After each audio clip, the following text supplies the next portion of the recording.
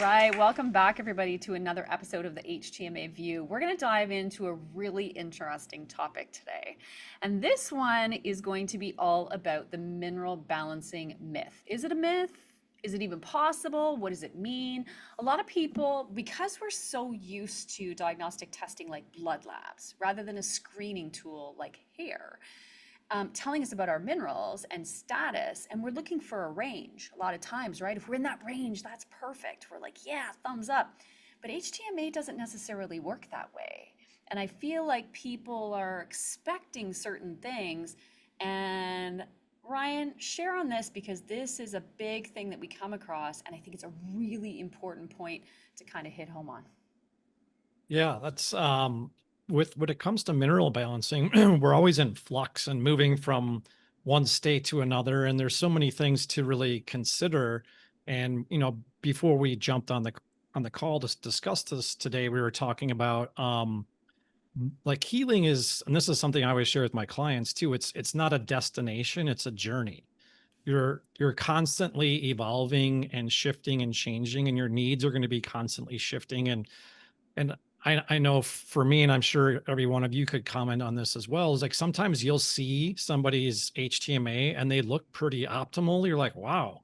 But then they have a laundry list of symptoms that they're dealing with. And so to think that we're going to arrive at some perfect balanced mineral status is, in my opinion, not reality, because nothing in reality is static. It's always in flux. And so we need to kind of think of it from that perspective, is that we're constantly, and Well, what season are yeah. we in?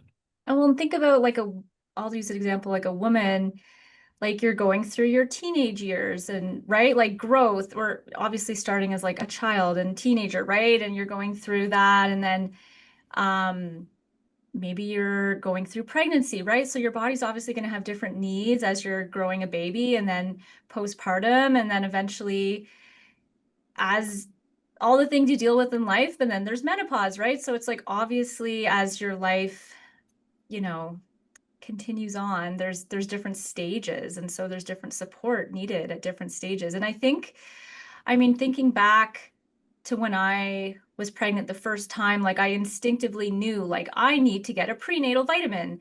And so I think most people would be aware of those kind of lifestyle changes where some extra support, is going to be necessary. Um, but it's interesting when you start going down the HTMA route and you realize like, oh, there's actually a lot of other life, ups and downs where we need that extra support. And that's where HTMA is cool because it shows you, what you're needing. What the priority is at the time. Yeah. And yeah, I mean, supporting the body's ability to like adapt to stress and digestion and detoxification and optimizing those functions and like that being part of the journey. Like it's not just, oh, I want to make my HTMA perfect and I'm going to take all the supplements and I'm, maybe not going to address those other important factors is something to point out. Something else that I mean, I know many of us on here are FDN practitioners, but something we learned and was like a big part of our education is that we address and support the person, not the labs. The labs are just a guiding principle. And if we get too hung up on perfect labs and chasing that without really um, understanding ourselves and connecting to ourselves is a big thing. And again, we're not looking for perfection. We're just looking for optimization and support through, again, whichever season that we're in. Yeah, that makes Well, sense. I find it interesting too, and again, one of the other questions to go down just a bit of a different road is, well, how long do I have to mineral balance for? Right? For me, like this is my biohacking, biohealing, anti-aging tactic because minerals are the foundation of you, right? If you don't have those, you can use peptides or you can inject yourself with whatever peptides you want. They're not going to work as good if your foundation isn't strong, right? You're going to get better results for some of those next level, hacking, whatever you want to call it, if your minerals are being supported, right? So Absolutely. for me, this is like my anti-aging strategy. I've talked about it before. Like Yeah. I just turned 52. I don't have any gray hair. I don't dye my hair. I stopped dyeing my hair like 10 years ago. When I started mineral balancing, my hair actually went, like I didn't have gray hair anymore. So eventually I will get gray hair. I know that. It's going to be a hard day to accept. I'm not going to lie about that. But you know, minerals really brought color back into my hair, and I'm just like, this is, if this isn't the best anti-aging kind of tactic for me personally, I mean, I don't know what else would be as relevant. You don't Yeah. ever hear people saying, well, when can I stop eating? Like, when am I done? When am I done? When am I done with food? When have I gotten enough?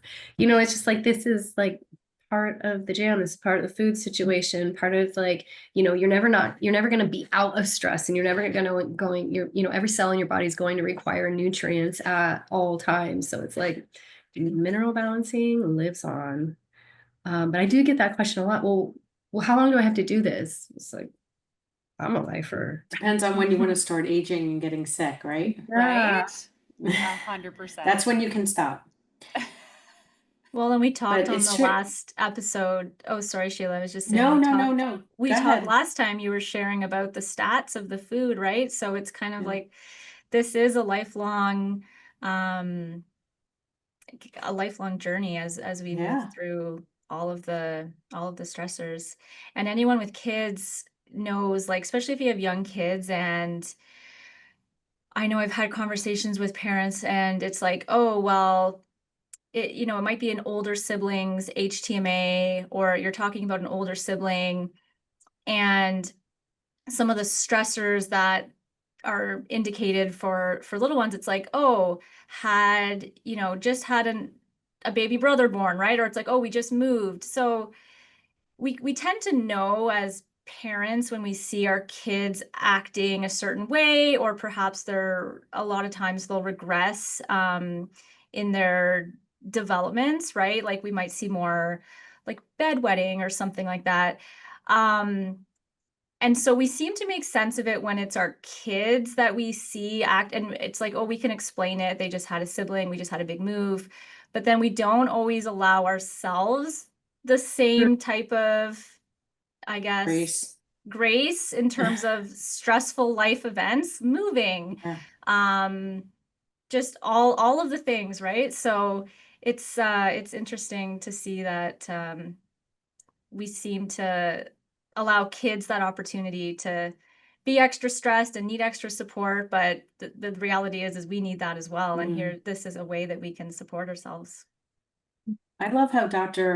Selleck explains it with serial hair testing, and how he's been doing it for 20 years, and how we're constantly supporting the systems of natural detox and building up the reserves.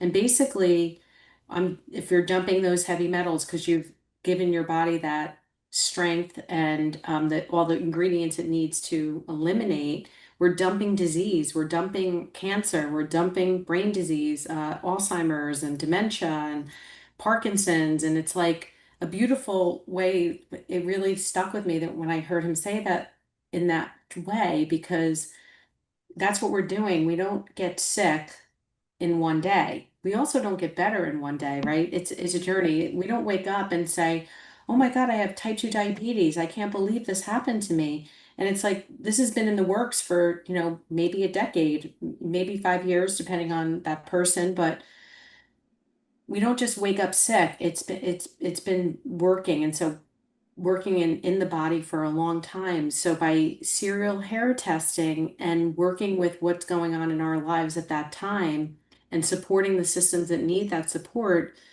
it's the best biohack like ever. Mm-hmm. Like, and it is so foundational. We all know there's so many different things that we all experiment with and do, and peptides and gut parasite cleanses and all that stuff is so great.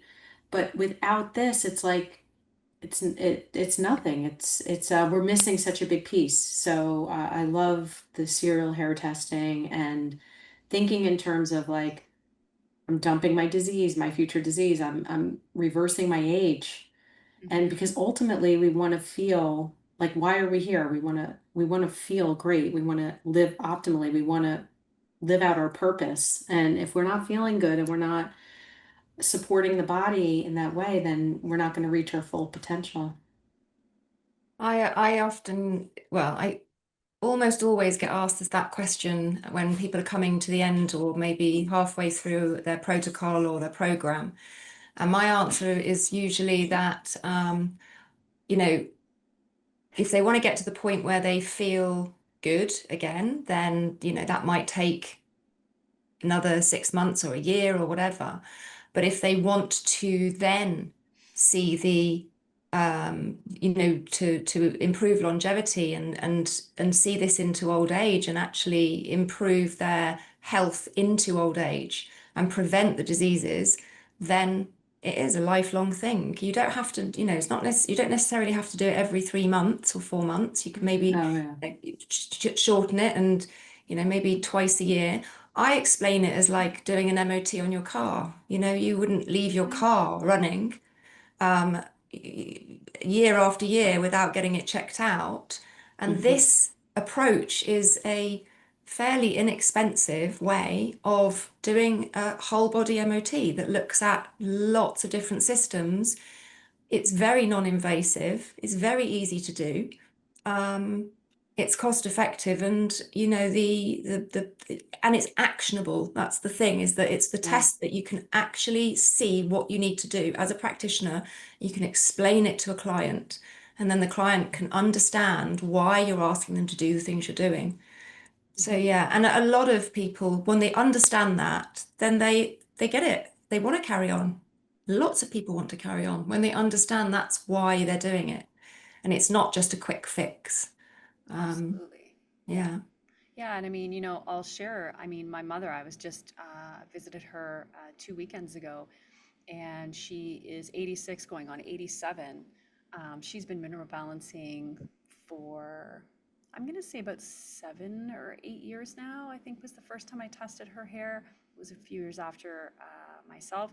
And she's sharp as a tack, right? She doesn't have any memory issues. She doesn't have any diagnosis. She's not diabetic. She's not like, right? She's got a little touch of high blood pressure. That comes back around to diet a lot of times, right? Because she's choosing things that she needs lots of protein. And I find for that's kind of the hardest part is protein when you're at that age, right? But really nothing else. And she panics and always lets me know at the last minute, by the way, my minerals are running out. I need my minerals. Oh, I can't be without them. And I'm like, Mom, you should have told me 2 weeks ago. Like, I can't produce them in one day, right? And she panics when she's going to run out of her minerals because she feels better when she takes them, and she starts panicking when she doesn't have them.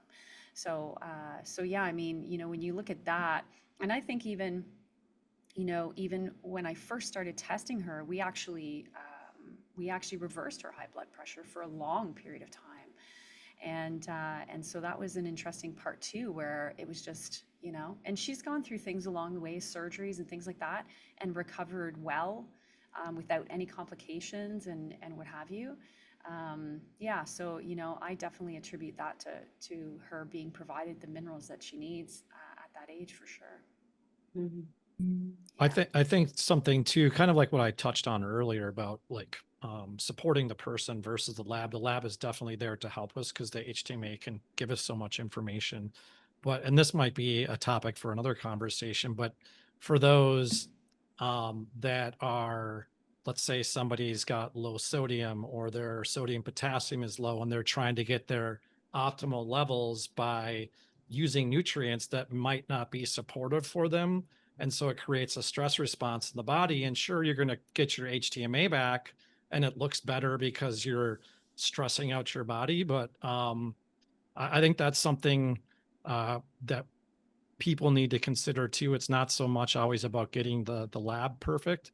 I mean, if you're feeling better, because a lot of times we have conversations with clients who, I'm feeling better, but why isn't my test moving? Well, because your body is using up all those nutrients that you're using, or that you're ingesting.